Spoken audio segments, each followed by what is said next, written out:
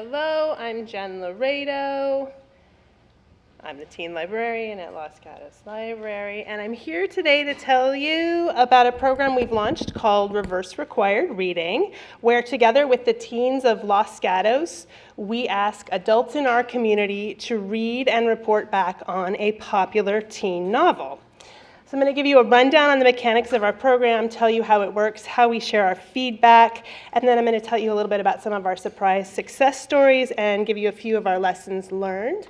But before we get started, you guys have been sitting here all day. If you were teens in my teen room, I would bribe you with candy at this point, but we couldn't have food in here, so I'm just going to do a little survey to kind of get you thinking about teen services and connecting with teens in your community. So raise your hand if you have read a teen novel in the last year. Yeah? You guys rock. Okay, put your hand down. Raise your hand if you've read a teen novel that wasn't The Hunger Games, Divergent, or The Fault in Our Stars. All right, keep your hands up, keep your hands up. Put them down if you're a teen librarian, because you rock, but I mean, that's kind of your job. Okay, you guys are awesome, fantastic. Raise your hand if you wish you knew more of your teen library users by name. Yeah, okay. How about raise your hand if you'd like to strengthen your relationship with your high school teachers, your junior high school teachers, your coaches, your administrators.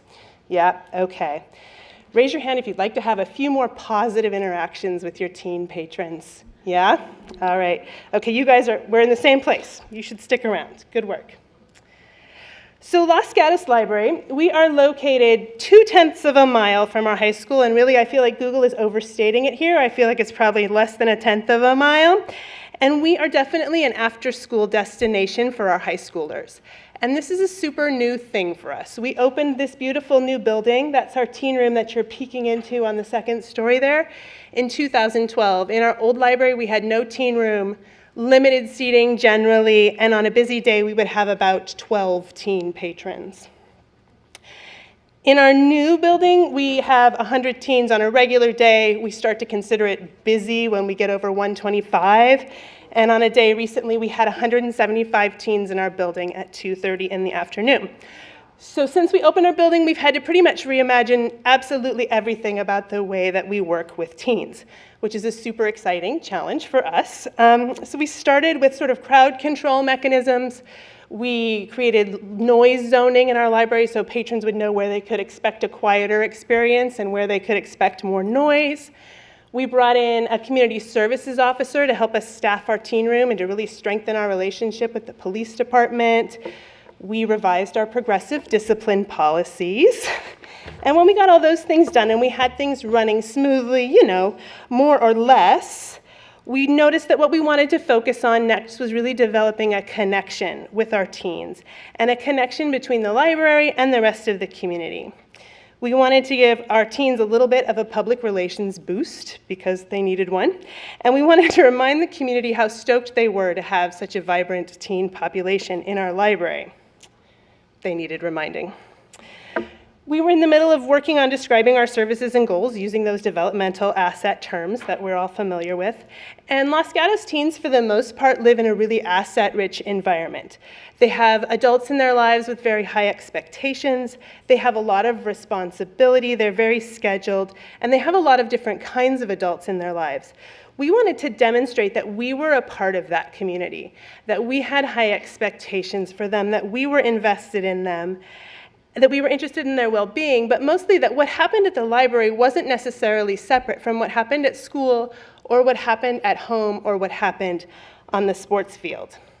And one day I said to Heidi, who isn't here today, but she is our other co-town librarian, and I was just kicking ideas around, I said, wouldn't it be great if some random Tuesday afternoon, when the teen room is totally packed and half of the football team is here waiting to go back to practice, if kind of out of the blue, the football coach walked in and was there to get a book and was sort of like, hey, football team, hey, librarian Jen, like maybe we'd have our own special fist bump, you know, who knows.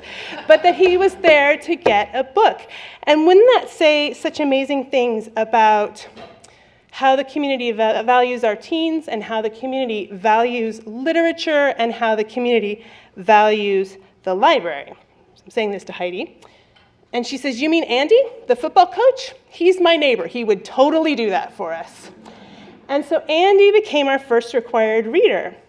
He's the football coach, he's an English teacher, he's a new Jandy Nelson fan. Here he is reading The Sky is Everywhere, and he is, you may or may not notice, observed, dressed up as one of the characters from The Sky is Everywhere. So reverse required reading is a really simple program. You take local grown-ups, you ask them to read a teen novel, report back on the results, and boom, there you go, that's it. I asked the readers to send me a photo of themselves enjoying their book, and I asked them to answer 4 simple questions for me. I have them describe the book in a sentence, ask if they liked it, ask them, how was this different than you expected? And that becomes really important, and I'll tell you a little bit more about that later. And I have them do a little reader's advisory for me. If someone enjoyed this book, they might also like. And this is a little bookmark that I tuck in with the books. I have them take a picture of themselves with the book, send it to me. That's it. We started our reverse required reading over this last summer with a group of willing adults that we sort of hand-selected that we could easily badger into participating in this program. And in the first batch, I chose the titles, and I was really particular to choose really excellent teen literature and to kind of tailor these suggestions to the reader. Andy, the football coach, took a stack of great books and handed them out to the other coaching staff and was like, here, you're gonna read these, it's gonna be great. We asked our town manager, that's Greg Larson in the middle there, he read Shipbreaker. That's our vice mayor all the way over on the right. She also read The Sky is Everywhere. This is our former CSO. She read Graceling. She read it digitally. Look at that. She's even doing a little ebook promotion on the side. Our entire library board read for us, and some more local teachers read for us as well. And when we sent out these original requests, we were kind of over the top effusive in the language that we used, letting people know how lucky they were that we had considered them for this great honor. So here's a typical example of an email we would send out. Dear so-and-so, you have been hand-selected to be a part of our Teen Reverse Required Reading program at the library. Because of your significant place in our community, we would love to have you join us for this fantastic event aimed at getting teens to read for fun. This unique program pairs local, well-known community members with one of our most popular teen novels. If you choose to accept this honor, your job would be to read the novel selected for you by Jen Laredo, our teen librarian. We would love to have you help us make this a true community event. Please let me know if you're interested. And not shocking, I mean, how could you turn that down? Everyone agreed, and they were also chosen because we suspected they would agree. But more shocking was that everyone loved the book that they read. And they wrote the most amazing things about their assigned titles. So here's a few more of our readers. This is our library board. Tom up there read Amy and Roger's Epic Detour. He probably wouldn't have stumbled on that book on his own. Kitty read Fly Girl. Lynn read The Brides of Raw Rock Island. And Sherry read Revolution for us. And how often in your library do you provide your library board a chance to help with teen programming? I think this was definitely a first for us.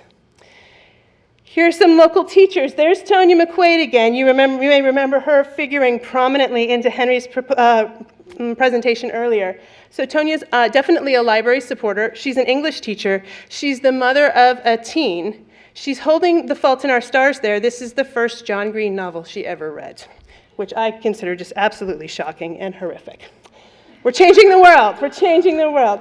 Judy in the middle there, she's the kindergarten teacher that everybody had and loves and honks at on the streets and stops in the store. She read Dairy Queen. That's another one of the football coaches down there. He read If I Stay, which he thought was going to be about a couple working through some marital problems. Yep. Big shocker for him. And the two on the bottom, these are from our second batch. This is Mrs. Ware. She read Unearthly, and that's Mrs. Edwards over there. She read Since You Asked, and that's Claire, the student who nominated her. I'm going to get to that nomination piece right here. So in August, when school started and our teens came back, we turned the nomination process over to them. We passed out forms asking them to pair a book that they enjoyed with an adult in their lives, and they really responded positively. Once the teens were involved, the nature of the book selection really changed, which is what we expected because of the huge thrill of requiring a teacher to read a book that maybe they're not going to like so much. So suddenly we had a run on copies of The Selection by Kira Cass and every single Twilight book. So here is Mrs. Rigby. She is reading The Selection by Kira Cass while her drama class does what drama classes do, I assume. I'm not positive. I think they may be acting out pivotal scenes from The Selection, although I don't know about the girl on the far right on the floor. I don't know what that is. I don't know what that is. You can see on the stool there, she's also got Grave Mercy by Robin Lefevre. Lily, who's the student kind of just standing in the back here on the left, recommended that she read Grave Mercy, and she wrote me back and said, I would absolutely love to help you out with this project, but I cannot read anything scary. I'm a big chicken. So I went back to Lily, and Lily said, okay, how about The Selection? So there she is. One of the things I love about the requests is you can see how much the kids are loving their teachers as they do this. I'll read you a little bit of these. One of them says, I love you, Mr. G. This one in the middle says, we love you. And my absolute favorite is all the way over there that says, Mr. Burns, you are the best teacher alive, and I love your dance moves. And Mr. Burns, AP physics teacher, is currently reading Twilight for us. So as I emailed the second batch of folks and let them know that they had been, now that they were part of this exciting program, they had heard about it from our first batch of readers, and they were really excited to be part of such a hip event. So with this project, we've discovered there's quite a few ways to measure success, and some of the areas in which we feel like we've made the largest gains are sort of the least countable. But here are some of our countable stats. We're about 3 months in. We've asked 35 adults to read for us. 21 of those have agreed to read. 15 of them have completed their assignments to date. We're sharing our results on Instagram. We have about 50 Instagram followers. We have more than 60 nominations and kind of an ongoing interest in nominating teachers and other community members, and loads of goodwill has been generated. So we share our results on Instagram, and if you're an Instagrammer and you want to pull out your phone and add us and follow us, I totally won't be offended. And while you do that, I'm going to channel my own inner John Green here, and I'm going to Instagram you guys. So if you don't want to be on Instagram, look away. So the teens will know that I'm not just ditching them today. There we go. Okay, cool. Awesome. So this is one area of the program that didn't take off quite like I expected it to. I had really high hopes for this. Like I was going to be Insta-famous and Oprah was going to come back and bring her show back and want to interview me and everything. And we're not there. We're not there, but we're doing okay. I didn't start out as an Instagram user, so there was a adjustment period and a learning curve for me. Luckily, I had the help of an Insta wizard in the form of, this is Heidi's daughter, Kaya. And she was great about letting me know when I was doing Instagram totally wrong. For instance, I started out posting all of the text of the reviews people were sending in the Instagram comments, which is really wrong. You should never, ever do that.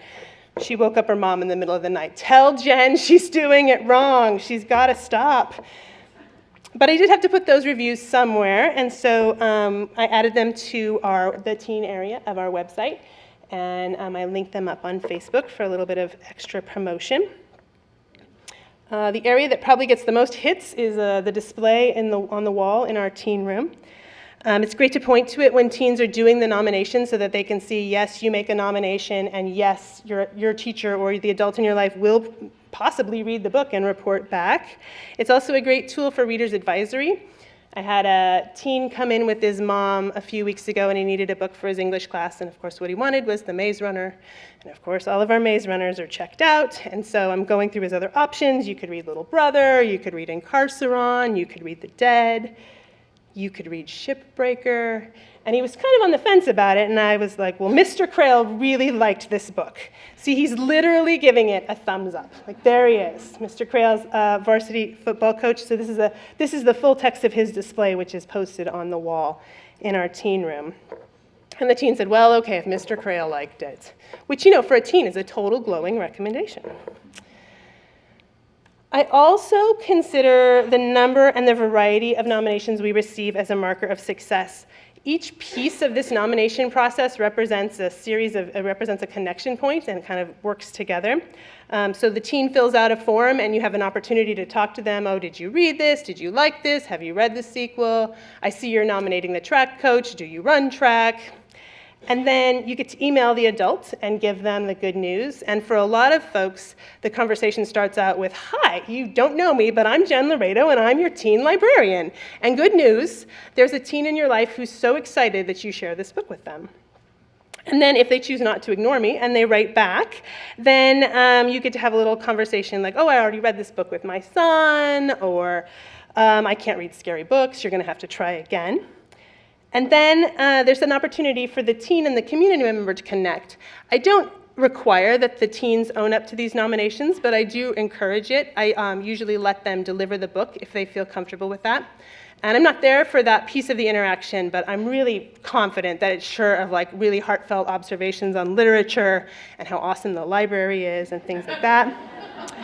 And then we're finding that community members are really connecting with each other over this project. Andy, you'll remember our original Reverse Required Reader, was talking about his book at a barbecue because he was so excited about The Sky is Everywhere, and the other people there were like, "Well, can I read this book? And how do I get to be nominated?" And the teachers I email now are all saying that they've heard about it. Our town lawyer came by and asked for a teen book because he felt like he was running out of things to talk about in social situations, and so could I have a teen book so I could talk about it? Yeah, totally. Stand here, let me take your picture. And even if the adult never reads the book, you're still generating these connection points. In our first batch of assignments, we asked our chief of police to read The Maze Runner for us. And to be totally fair, he was about 3 weeks away from retirement when we asked him to do this for us, and so potentially like this didn't float to the top of his list of things that he needed to do. But he took the book and he set it on his desk and he told us this story. He had a mom and a teen come in to talk to him about something. And at the start of this conversation, which was probably going to be a little uncomfortable, the teen was like, "Oh, you're reading The Maze Runner." And he was like, "Well, no, I'm not, but I'm supposed to be," yeah. And so right at the beginning of this, potentially difficult conversation, they had this connection point. And so we never got a report back from this reader. In fact, we never got the book back from this reader, but we're still considering this a success story. One of my secret goals with this project was to raise awareness about the awesomeness of young adult literature in our community, and sort of in so doing, raise the awareness about the awesomeness of the teens in our community. Because even with the success of some recent teen titles, still when most people think of teen literature, they don't think of great literature. They think of something that's kind of a throwaway book, or they think of Twilight. Almost universally, I'm a big Twilight fan. I'm not dissing Twilight, I'm really not. Almost universally, when answering the question, "How was it different than you expected?" adults replied with some form of, "It was way better than I expected." So I didn't expect the book to cover as many serious issues as it did. I did not expect to encounter such mature references that were made throughout the novel.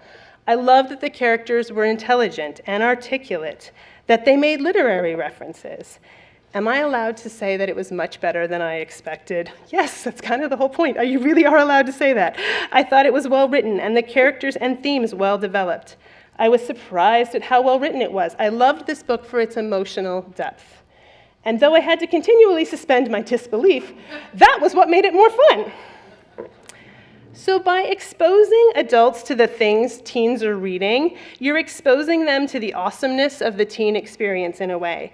Sometimes we all make assumptions about people based on what they find entertaining, right? Have you ever gone into someone's house for the first time and made a beeline for their bookshelves to find out who they really are, right? So with Reverse Required Reading, we're showing adults in Los Gatos how rich and complex teen literature is, and we're letting them know that teens are thinking and reading about a wide variety of topics, way more than vampires, and they're reading and thinking about these things critically and making amazing connections, and that the stuff that they're reading and thinking about is pretty varied and amazing. So some lessons learned.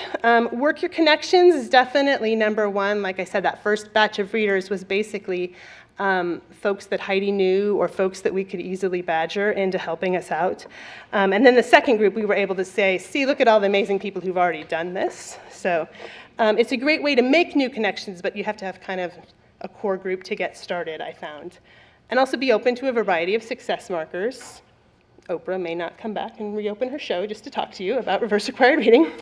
Store up some responses before you start. So I had about 12 responses from over the summer, and I got really excited to have all of those up when the teens came back for school, so I posted them all and got them excited about nominating, but then there was about a month of time when nobody else knew had read a book or was ready to share. So if I had metered those out a little bit, it would have been better. Think a little bit about the photos, because a big component of this is kind of that visual moment of the adult holding a teen book. We do want it to be easy, so I ask people to take a picture of themselves, but then sometimes the quality of the photo you get back is a little bit squiffy. Think about the reports, whether you want to assign them or not, and who will read them and where. For me, this is a really key part, partly because I don't just want someone to stand there and hold a teen book and take a picture and email it to me and be done, but also because it really mirrors the experience a teen has when we assign them books for school and things like that. They have to read it and they have to write about it and think about it. So I kind of want to mirror that experience in a scaled down way for the adults in the community. But sharing that information with the teens is maybe not quite as important. The Instagram place was not the place to share it, but we are sharing it on the web and on Facebook, which really tends to be more where the adults go to look for information. And some things that I'd like to try next with this program. So when we asked the teens to nominate an adult in their lives to read a book, I was shocked and stoked that many of them nominated their own parents to read a teen book. And I definitely want to celebrate that and honor it, but I also can't email people's parents out of the blue and say, hi, I'm the teen librarian. So I'm thinking about like a letter or a bookmark or something so the teen could take the book home to their parents and let them know that we are doing this project and that they do want them to participate. I'd love to see us do photo nominations where the kids could take pictures of themselves, a little sign, I want so-and-so to read such and such. Book groups, we have a lot of local book groups in Los Gatos. I would love for them to take on the challenge of a teen novel. A way to work in local businesses. We have a youth commission that has a really active youth-friendly business program where they designate certain businesses in our community to be especially welcoming to teens, and it would be great, I think, to walk into the yogurt shop and be like, oh, the yogurt lady read whatever. We have started incorporating volunteers sort of in the management and the Instagramming pieces of that. And then some sort of mystery spot type branding, you know, the mystery spot bumper stickers where everybody in the Bay Area sees them and knows what they are. So coming up with some way to acknowledge that people have completed their reverse required reading assignment that could become sort of ubiquitous. So again, maybe in the Oprah zone of ideas, but it's out there. It's my own 49ers stadium, you know, goal there. How about any questions? I do have a slide with my contact info if you're interested, but that's the end of my presentation, and I can field any questions you might have.